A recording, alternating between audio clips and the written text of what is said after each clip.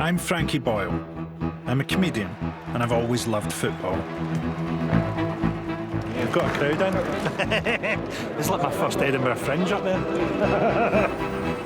This year, Russia will host the World Cup for its first time. How do you think the World Cup's going to go? Brilliant. Come to Moscow and don't be afraid of anything.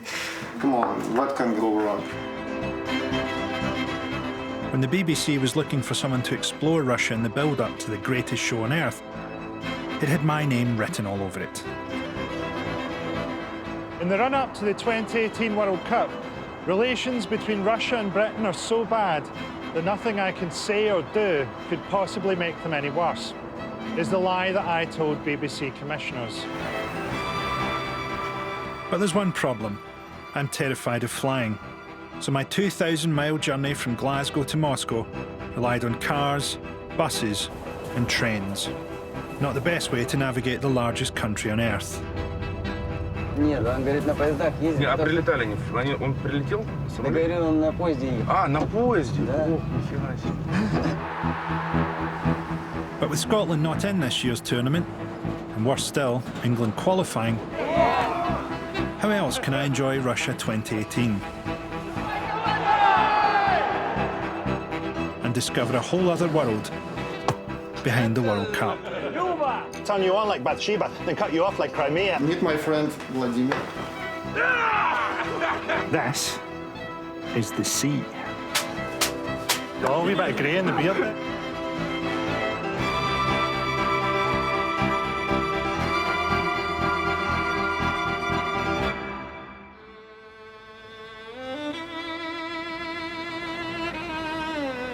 Welcome to Russia. It's February, and here in Moscow it's minus 15 degrees. The view across this mighty city would be awe-inspiring, if only my eyelids hadn't frozen shut. That's me there, walking into a football stadium. It's enormous, but all I can think about is how terrible my breakfast was. The Luzhniki Stadium in Moscow is Russia's best-known venue and showpiece stadium. And on June the 14th, it hosts the first game of the World Cup finals, Russia versus Saudi Arabia. And that might be the last that we hear of the Russian national team, because at the moment, they're pretty terrible. They're currently ranked 65th in the world, 35 places underneath the Ukraine, which has got to hurt. Luzhniki was built in 1956 at the end of this snowy road. Once the centrepiece for Soviet sporting excellence, Luzhniki has also staged concerts for decadent Westerners like the Metallica, the Motley Crue and the Bon Jovi. In 2010, U2 played the Luzhniki Stadium in front of 85,000 people, making it one of the worst human rights abuses in Russian history. The playing surface of Luzhniki is bathed in state-of-the-art full-spectrum lights to keep the grass fresh and green during Moscow's 18-month-long winter.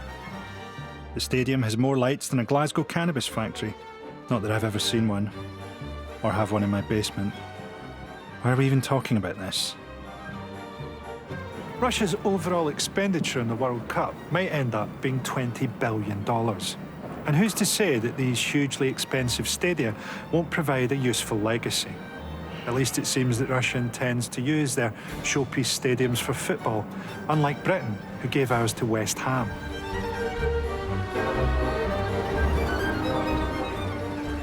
Of course, Russia isn't spending all this money just to showcase a fairly poor national team. Like any World Cup hosts, they're involved in national image building. Russia. 8 years ago, an international gang of criminals, known to Interpol by the codename FIFA, awarded the World Cup to Russia. Many people assume that Russia bribed FIFA to host the 2018 World Cup, but I prefer to think that they did it the old-fashioned way, with death threats. The computers that Russia used for the bid were smashed up and destroyed after it was completed. Is that corruption, or just how any of us react when we've completed a deadline? Being awarded the role of World Cup hosts was a dream for Russia. It's time to shine on the international stage. But the dream went horribly wrong. Things kicked off in Ukraine. Russian soldiers annexed Crimea. Russian fans invaded France. Russian athletes got high. Russian gays got screwed. Russian prostitutes got work. And the image of the world's largest country was in tatters. Should Vladimir Putin be leading Russia? Can any man simultaneously run two superpowers? Did Russia hack the American election? Nobody knows for sure. All we know for sure is that they recently hacked into my phone and filled it with porn just before my girlfriend looked at it.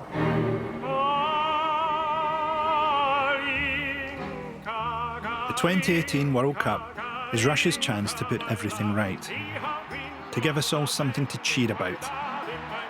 This summer, Russia is hosting the biggest party on the planet and throwing open its doors to the world.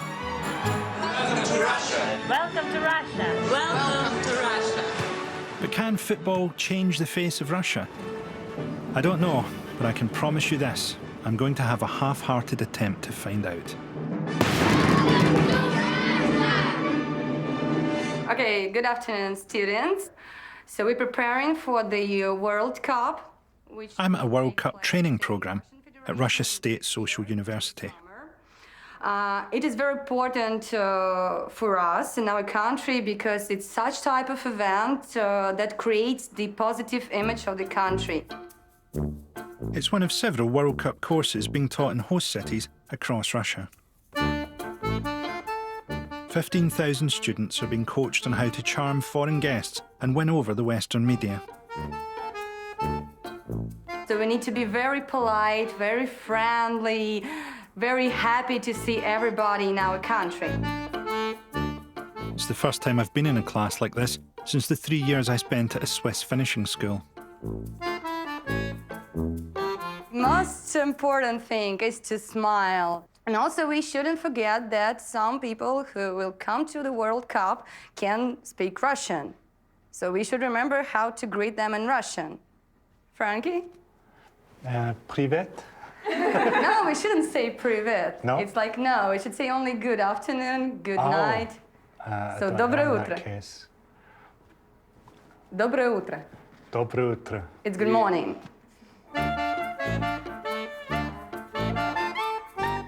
Next lesson is about helping a tourist lost in the Moscow subway. Okay, we need to go to Tretyakovskaya from Sportivnaya. It is here, just in case. So the second one? The teacher decides to test the travel skills of a typical Scottish idiot. How do I get to Kremlin? I go for 3 stops and then I get out and there's a bullshit. Here. There's a thing British people often say when they're given directions at the end. They go, you can't miss it, even though there's a good chance they will miss it and get lost and die at the side of a motorway somewhere. You just try and give them that wee moment of comfort. You can't miss it. Once students have learned how to cope with the disorientated comedian, it's on to something slightly easier. How to survive a chemical attack. I have a massive head, so I don't even know if the gas mask will fit.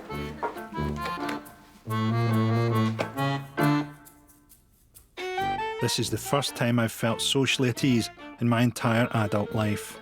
Take it off. Now you're ready for a gas attack? I should shave before the gas attack.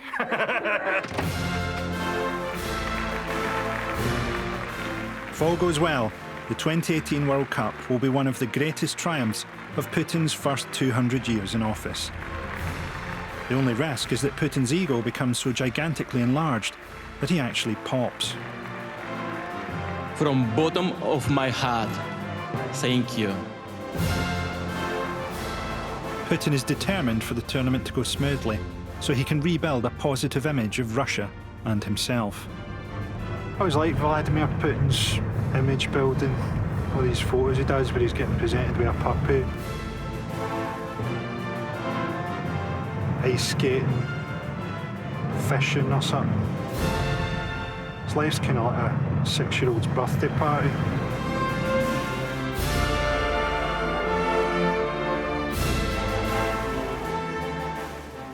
There he is on a horse. Likes a horse. He's a one-man centre parks. If I ever get to meet Putin, I'll probably take my top off and challenge him to an erotically charged wrestling match, which I'll let him win.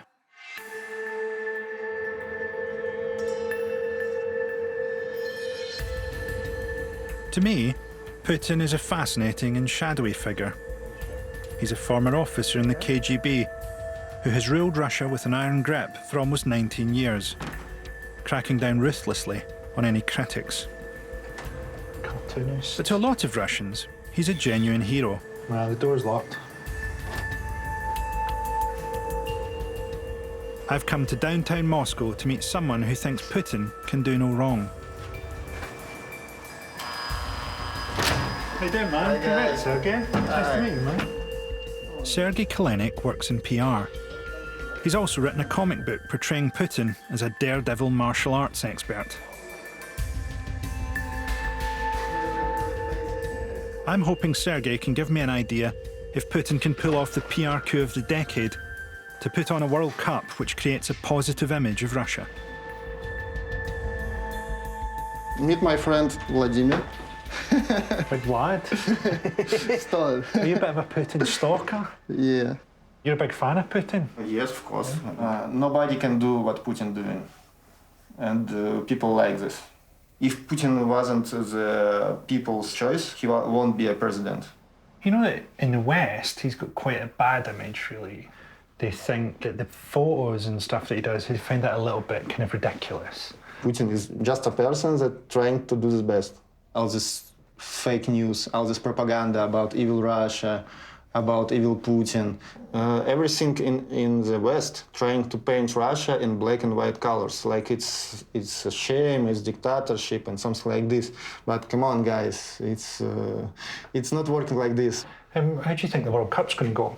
I think it will come brilliant. What can go wrong? Is there any worries about hooligans or anything? I can guarantee you that will be zero troubles. Don't be afraid of anything. Propaganda is propaganda and reality is reality. And we will see that Moscow is typical European city. For Russia, it's very important to make a good picture, a good image. Sergei worked with illustrators to give Putin's image a makeover by creating a comic strip called Super Putin. You super guy.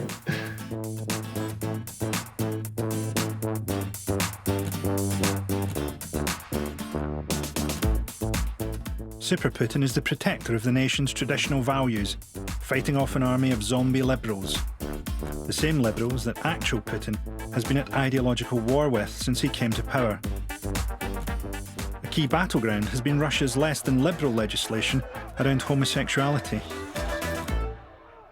We have a different culture because in Russia culture we don't have such things of gays at all.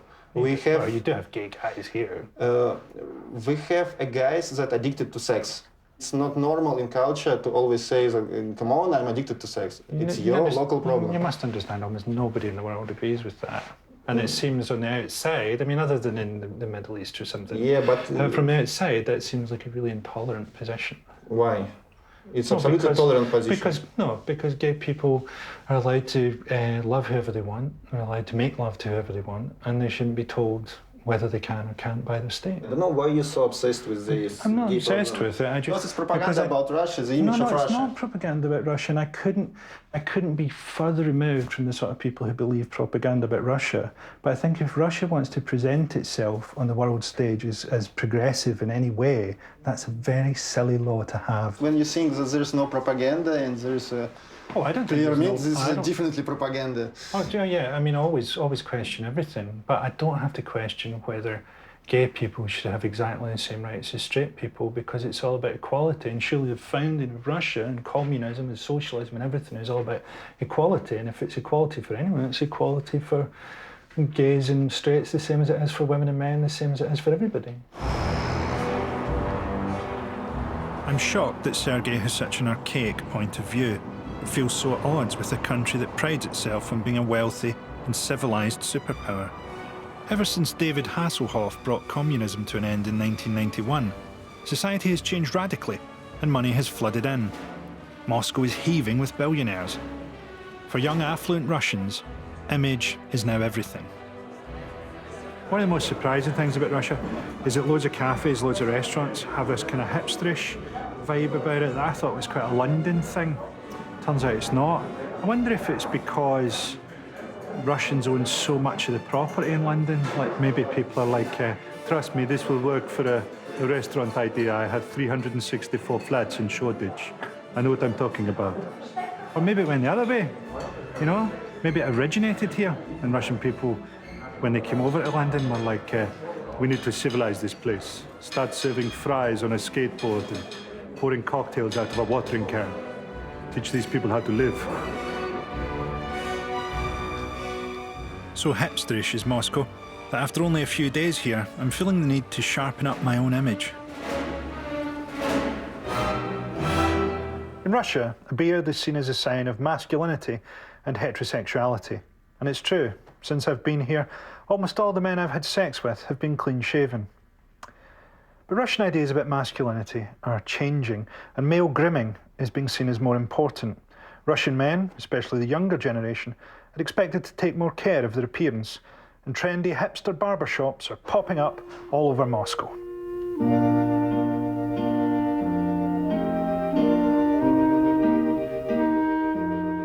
What do you think you could do with this? Because I feel my beard is very untidy. Yeah. I feel my hair is very untidy. And I feel my eyebrows are sort of like a dog that's on its way out or something. So I can help you. A girl barber can do a man handsome, brutal and masculine. Yeah. Well, I'm up for that.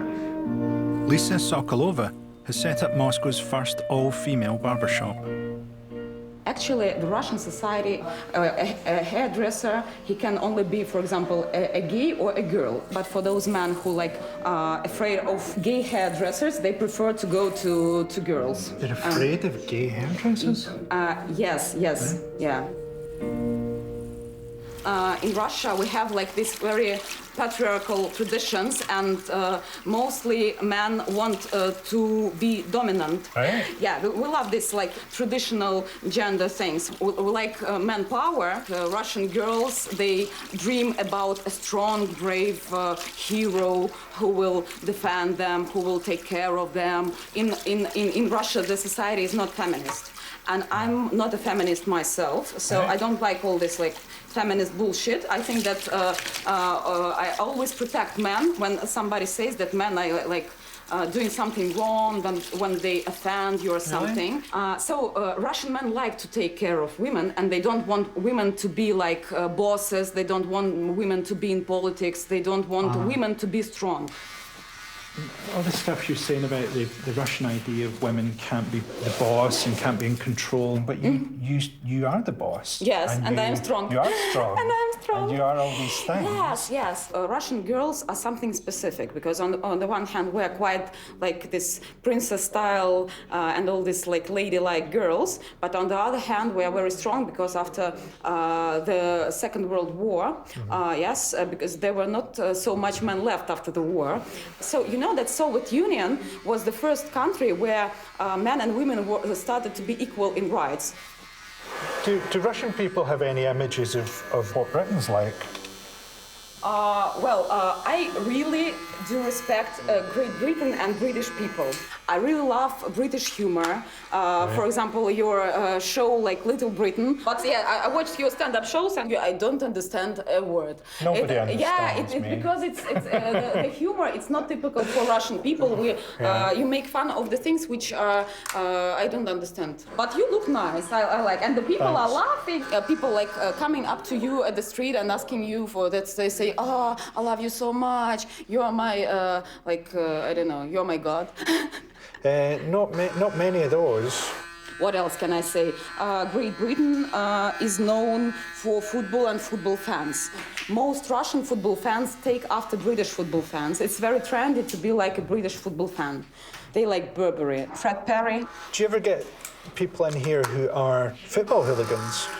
Yes. Yeah? Yes, football hooligans. And I also had a boyfriend who was a football fan. For example, after the fight, when he was injured hard, I took him to the hospital with this head and blood falling from him, and I felt like I'm this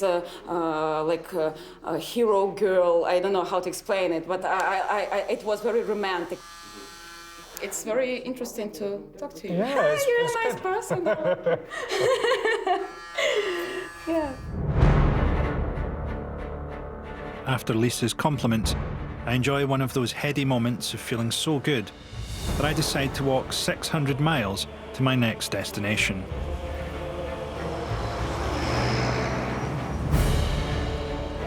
But after 5 minutes, I'm so cold that I opt to take the train. The largest city in the south is Rostov-on-Don. It has a good football team and a reputation for some violent supporters. The journey to Rostov lasts 20 hours, but it beats flying. The only reason to take an internal flight in Russia is to see the beautiful countryside as your plane cartwheels into a forest.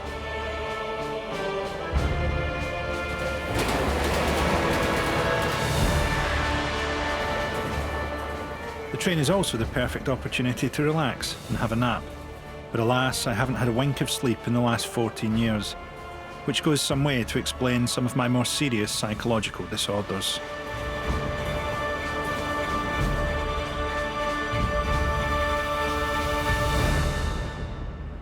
Russia has 11 World Cup host cities, but I've decided to come to Rostov for a very good reason. It's twinned with Glasgow.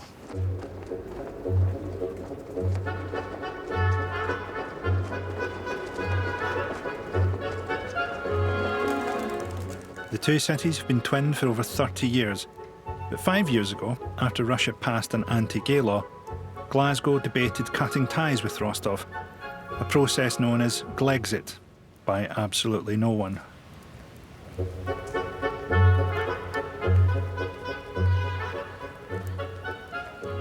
Like the two ugliest people at the disco, Rostov and Glasgow got together when every other city in the world had already paired up. When Rostov and Glasgow were twinned, the sigh of relief from Mogadishu could be heard around the world.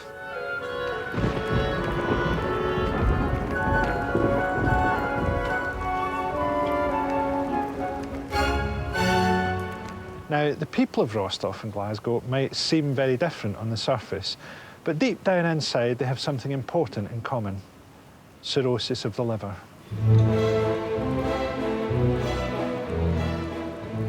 And the two cities share another passion: a square goal. Glasgow and Rostov-on-Don have both been listed as two of the top 10 most dangerous cities in Europe, according to worldatlas.com. In 2017, Rostov pummeled its way to number 1, with Glasgow a very creditable 9.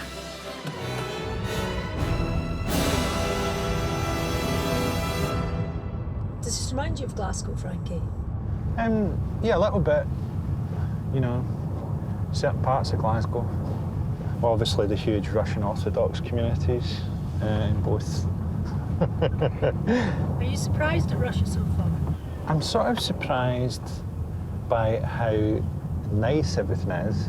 Everything's in no way as kind of like decrepit as sort of our image of Russia is. You know, we have this idea of like something transitioning from the Soviet era into a modern era, but there's still all this kind of very old stuff, or that was my image of it. Whereas actually it seems very modern, and it seems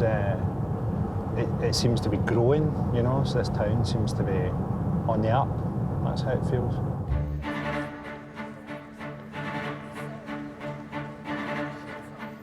During the World Cup, Rostov-on-Don will host 5 football games in its new purpose-built 45,000-seater stadium that stands on the banks of the mighty River Don. The River Don, on which the city stands, divides it into 2 parts, the Asian and European parts of Russia. It's a city of 1 million people with a large Cossack population. Cossacks were warriors who ventured into Siberia in pursuit of skins and ivory. Warriors so bored of humanity, they decided to fight elephants in a town where the air is made of ice. Why wouldn't you want to be a Cossack?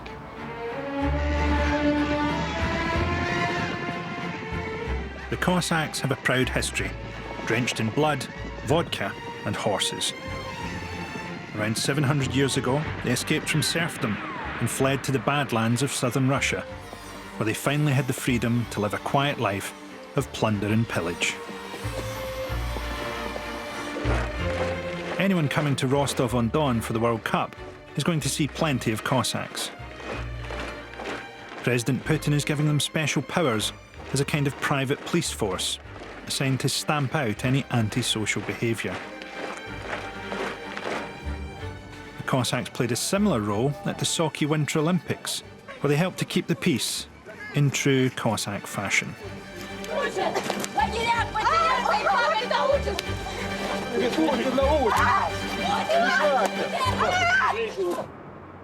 Of course, not all Cossacks are whip-wielding psychopaths. There are some of a more sensitive persuasion. Here's one, Max Ilinov, the rapper. Through his music, Max wants to show the more soft and gooey side of the Cossack lifestyle.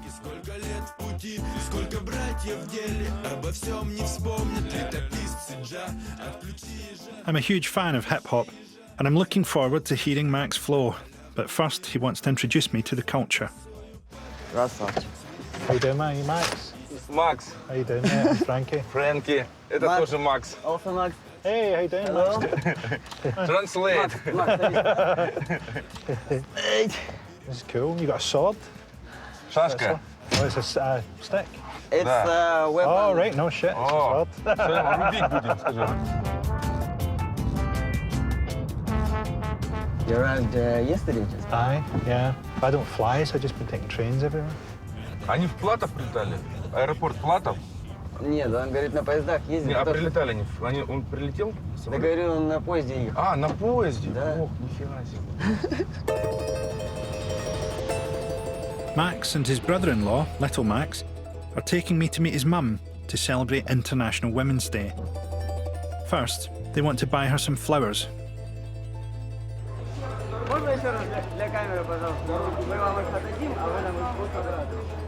They've left their sword. They're not going to abandon us. Да, вот эти два супер будут. International Women's Day is a worldwide campaign to promote equal rights. In Russia, they mainly do this with fresh flowers, compliments for the ladies, and a special message from President Putin. Дорогие женщины России, от всего сердца поздравляю вас с Международным женским днем. Только вы, женщины, способны создавать радушную атмосферу на работе и в семье, брать на себя повседневные заботы о доме и детях. Еще раз поздравляю вас, дорогие наши женщины, с праздником. Будьте любимы и счастливы.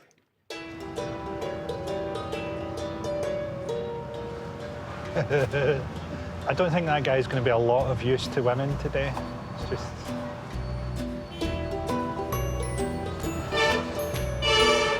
Flowers. Happy Women's Day. Yeah, now we're arriving to our parents' house.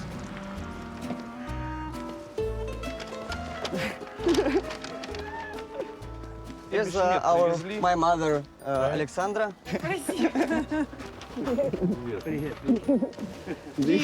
Кстати, надо переодеваться. How are you doing? Pleased to meet you. I'm Frankie. Pleased to meet you. What are these for Women's Day? This sword doesn't mind. This is his. О,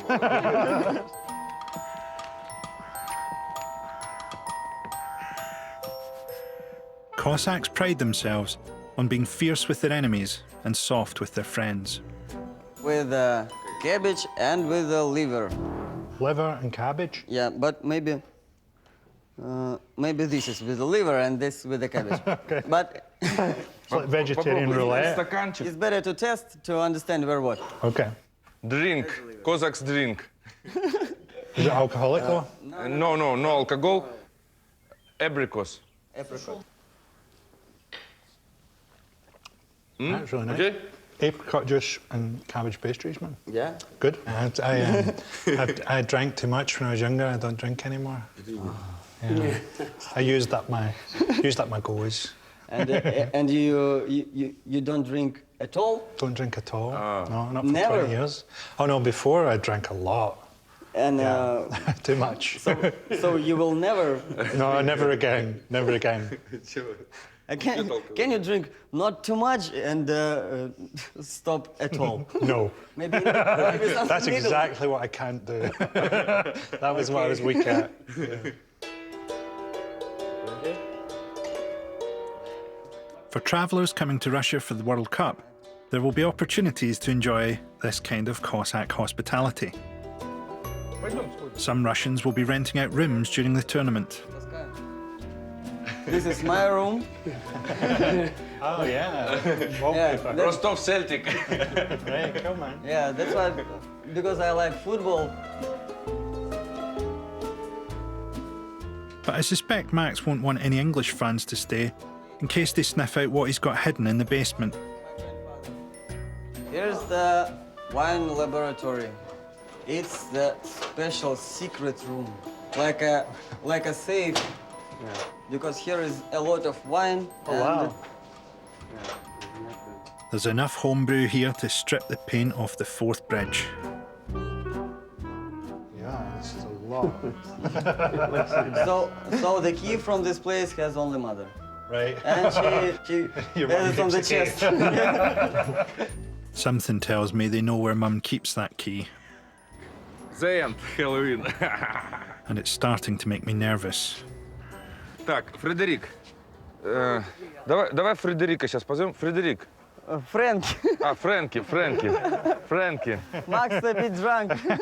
If you can't remember my name, I'm not standing with that sore.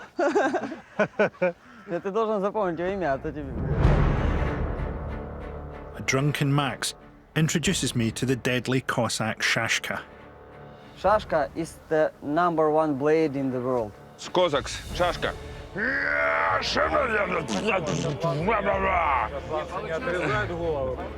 He will show you, and then.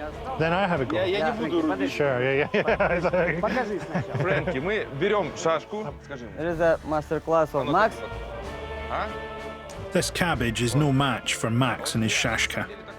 With saber skills like these, the Cossacks helped the Tsars conquer Siberia, the Caucasus, and Central Asia in return for land, privileges, and booze. Okay. Не спеши. That was an untidy. Фрэнки. Да. A bit more strength, more power. Люба, казаки, Люба, ирландцы, Люба, Фрэнк. Okay. More passion.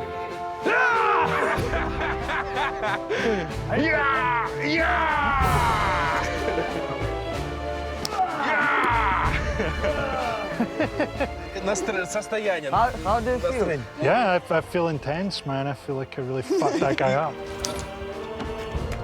Very sinister. It's quite frightening to be slashing through the air with that. These traditions, first of all, love and believe in God.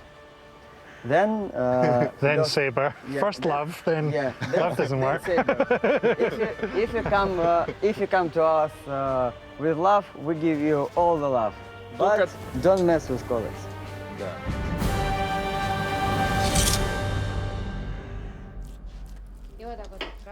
As it's International Women's Day, it's the men's job to prepare the fish stew.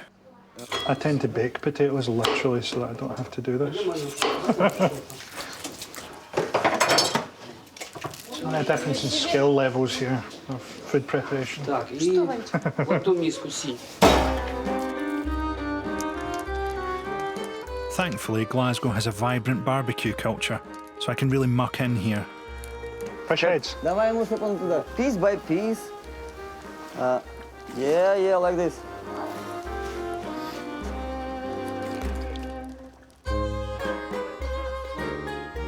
Families here live in a strong hierarchical system, where the man's word is law.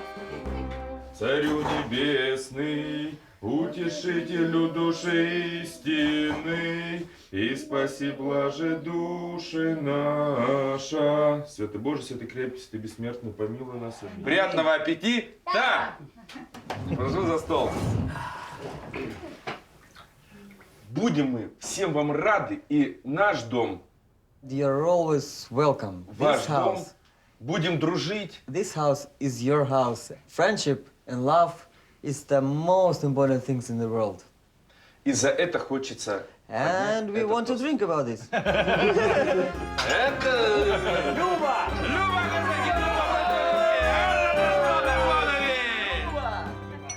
I'd just like to say thanks for taking me into your home and showing me about being a Cossack, and for teaching me to truly fear the sabre.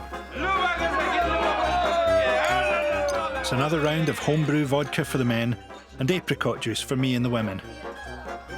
I'm starting to warm to the Cossack life.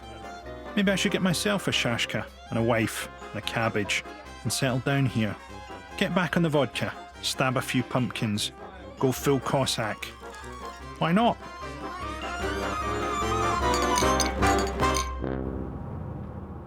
It's all too horribly tempting, so I make a run for it while I can. Rostov-on-Don is close to the border with war-torn eastern Ukraine, a country that Russia invaded 4 years ago. Fans staying here may feel a little uneasy. Thanks. But they should have no fear. The hotels in Rostov-on-Don are taking the safety of their guests very seriously indeed. Just found this in the wee book they give you in your room. If you are held hostage or kidnapped, do not resist. Execute the initial orders of terrorists. They can be people with unhealthy state of mind and behave unpredictable. They are notoriously unpredictable terrorists. I shouldn't imagine at the Premier Inn Lenny Henry ever has to do any of this.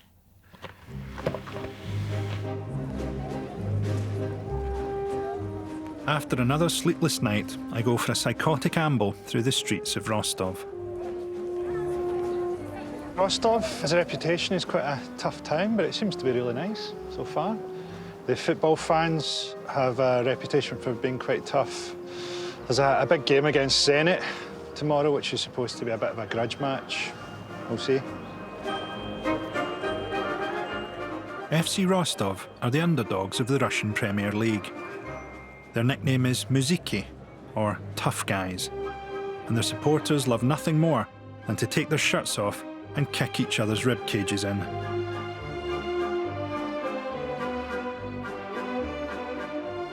Here's a pack of Rostov fans squaring off against Moscow Lokomotiv, like two jellyfish trying to mate. This may be the most erotic footage I've ever seen.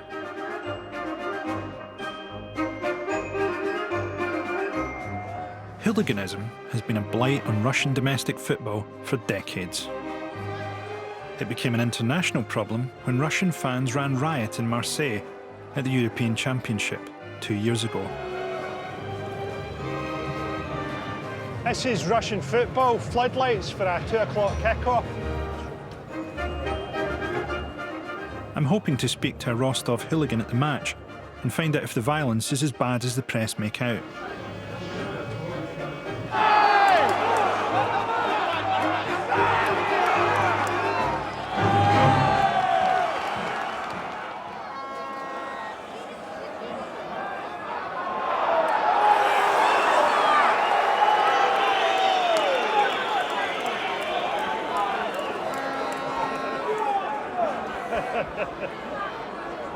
The Rostov number 9 is amazing, and the Rostov number 12 is terrible. And he keeps kind of putting him through on goal, and he keeps missing, so tension's building in this stand.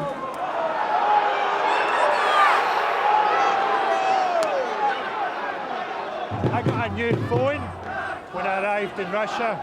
I bought it from a shop, but it's obviously like a It's obviously like a stolen phone that belonged to a middle-aged lady, because I keep getting like WhatsApps through of other middle-aged ladies. They're like showing this woman the new jumper they've got, or things like that, man. I feel really bad. I'm surprised at how non-confrontational this match is turning out to be. Where's the famous violence?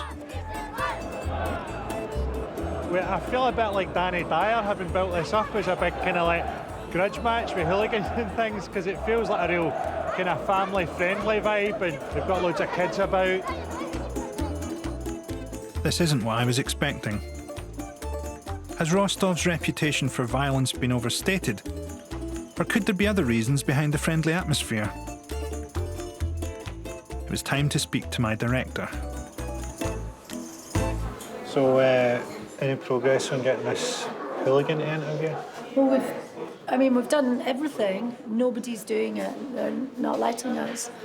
The story we've been told is that the FSB are going around people's houses, all the known hooligans, and they're knocking on the door and they're basically saying to them, you either leave the country or you stay at home and you do nothing. So nobody's going to speak to us.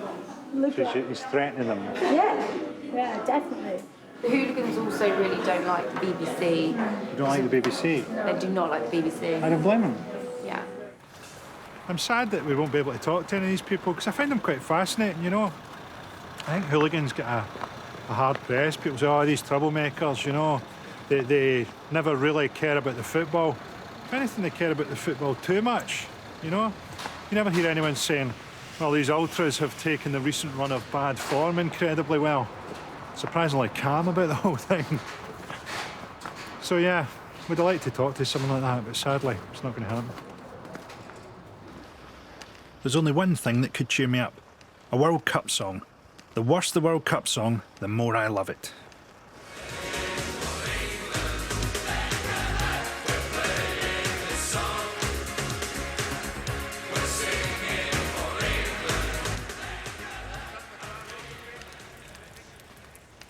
My Cossack friend Max is writing an unofficial World Cup song for Russia, and today he's asked me to help him out. It's a terrifying building. If this was a computer game, you'd be like reloading before you went round this corner. Sань? The bleak climb up a desolate stairwell has got me in the zone for some game-changing Cossack rap. Max is rapping about the World Cup, and I've tried to rap about Russia and Cossacks, but I don't really know anything about either of those things, so it could be interesting.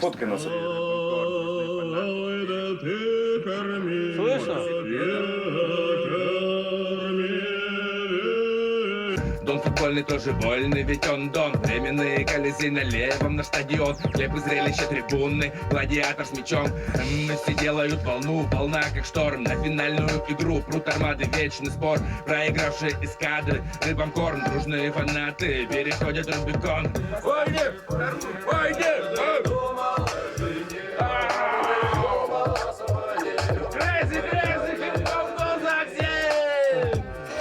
Ну или Скотланд чемпион, или Ингланд чемпион, Вообще, она вообще тема. Вот, то есть туда сейчас пойдем, наденешь и спокойно. Wait, can I hear what the beat? Подожди, что он говорит сейчас? Can I hear where the beat comes in? Да, вот смотри.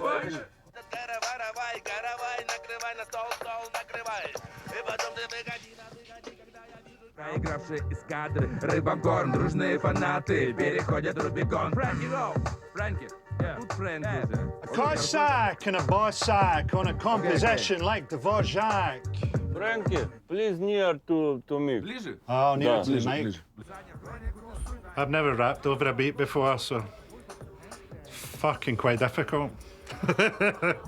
Фрэнки?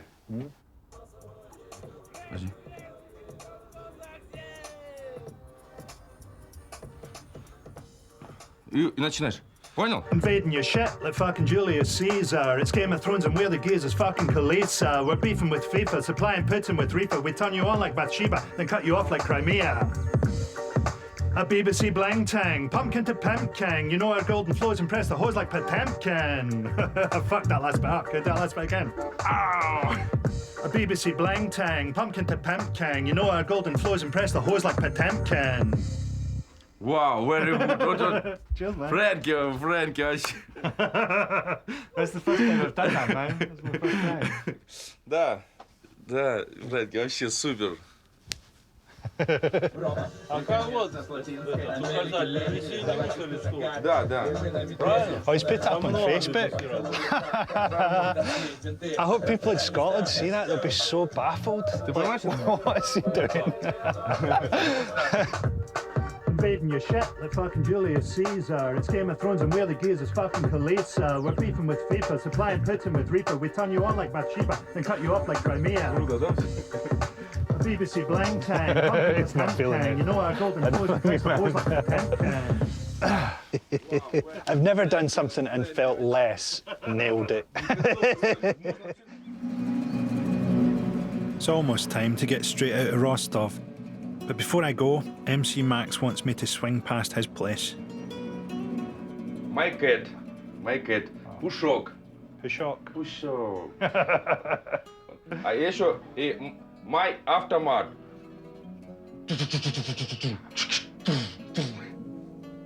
Вот тоже my picture. Это Putin. Putin, Vladimir Putin, are you a fan? Да. Каддафи. All the greats. Max likes to paint portraits of icons, which makes his next request all the more surprising. You painting. Yeah, Okay? you're going to paint me? Да. Great, man, yeah, I'm all for it. Вот садись сюда, I'm on the попробуй. saddle? Да, все, Why вообще. not? Вот садись. Вот так вот. Am I mounting it correctly? О. Фрэнки. Can I be a Это, Cossack? да, козак. Папаха. Вот так. О.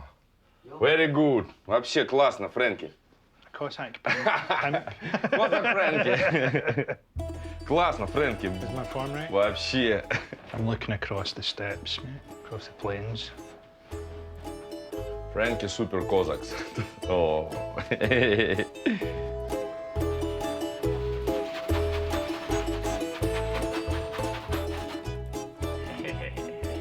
Max will be exhibiting his paintings for tourists during the World Cup. Whether my portrait will make the grade remains to be seen.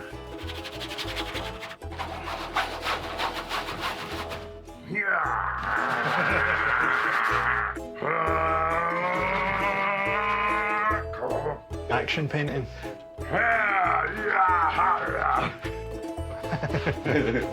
Is that in? Ba-ba-ba-ba-ba-ba-ba-ba-ba-bam. I think it's very flattering, man. I like it. Yeah. I think you've been kind to me, man. You've taken a few pounds off there. Frankie Don Cossacks. I think you've captured my essential nobility really well.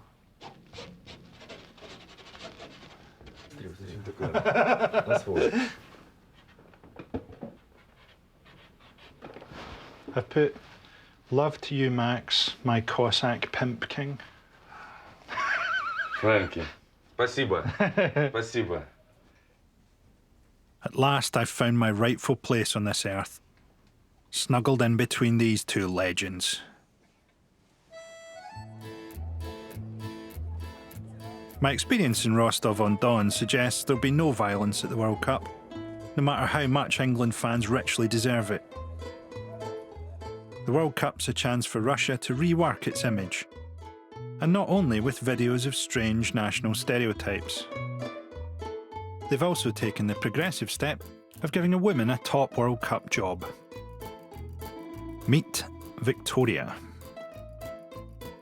It's a big honor and a huge responsibility to represent my country around the world and to be the first woman FIFA ambassador in the history of the World Cup. It's only 100 days before the tournament kicks off, so Victoria's hosting a press conference and demonstrating the sort of penalty England will go out taking in the quarter-finals. I would like to say that the main message from FIFA this year for this World Cup is zero discrimination and everyone's welcome.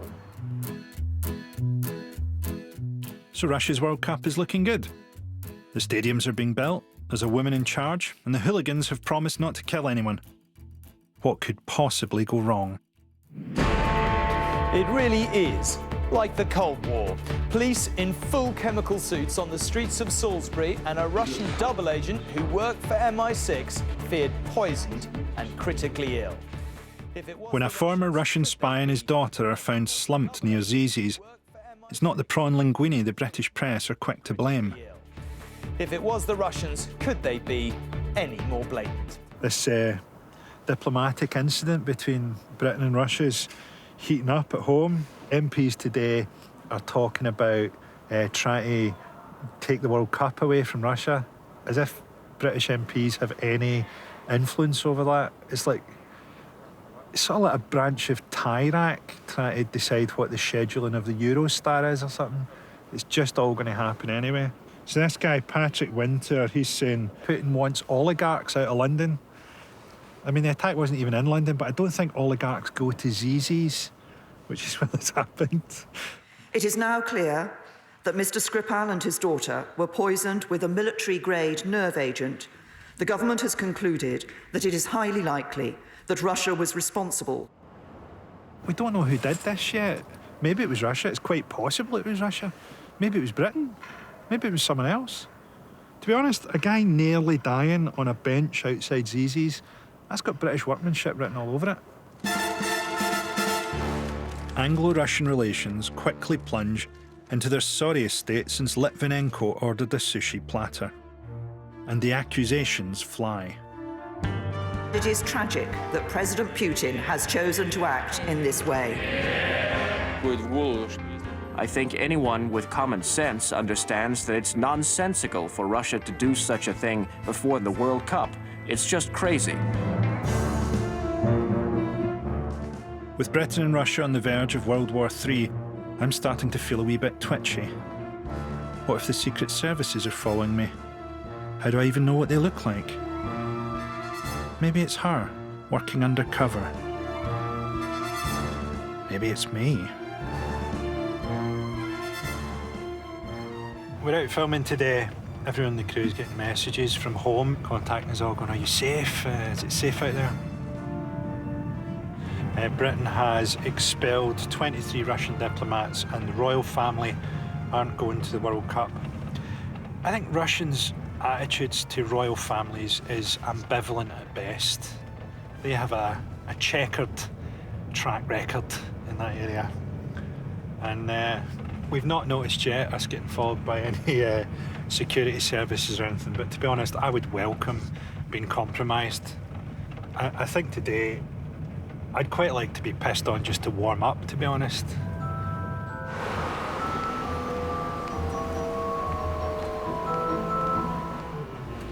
With relations between Russia and Britain at the worst they've been in decades, this is not the best time for an opinionated Scotsman to broadcast his views here.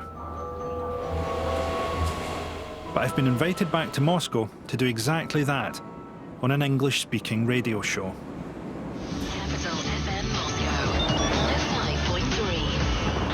Welcome back to Capital Sports here on Moscow's Capital FM. I'm Alan Moore, and here with me today, I am very, very happy to say we have the man and the legend, Mr. Frankie Boyle. Frankie, welcome to Capital FM.